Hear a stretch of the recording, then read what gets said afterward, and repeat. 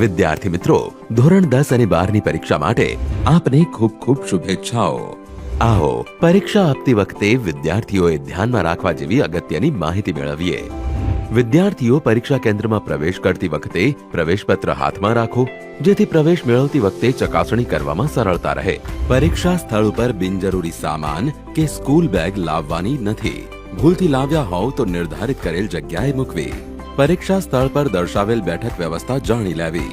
પરીક્ષા સ્થળ ઉપર મોબાઈલ કે કોઈ ઇલેક્ટ્રોનિક ગેજેટ લઈ જવું પ્રતિબંધિત છે। તેમ છતાં આપની પાસે ભૂલથી મોબાઈલ કે ઇલેક્ટ્રોનિક ગેજેટ રહી ગયેલ હોય તો કેન્દ્ર પરના સ્ટાફ પાસે પરીક્ષા ખંડમાં પ્રવેશતા પહેલા જમા કરાવો।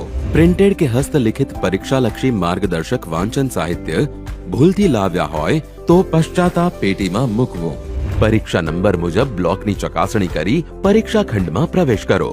પરીક્ષા ખંડમાં આપવામાં આવતી સૂચના કાળજીપૂર્વક સાંભળો। દરેકને મુખ્ય જવાબ વહી મળી જાય ત્યાં સુધી શાંતિથી બેસવું। ત્યારબાદ સૂચના મુજબ મુખ્ય જવાબ વહીમાં વિગત ભરવી। જેમ કે પ્રવેશ પત્રમાં જે કેન્દ્ર નંબર આપેલો હોય એ કેન્દ્ર નંબર લખવો અને પ્રવેશ પત્રમાં જે બેઠક નંબર છે એ બેઠક નંબર મુખ્ય જવાબ વહી અને પુરવણીમાં લખવો તથા બેઠક નંબર શબ્દોમાં પણ લખવો। વિદ્યાર્થીઓએ સહી અચૂક કરવી। ત્યારબાદ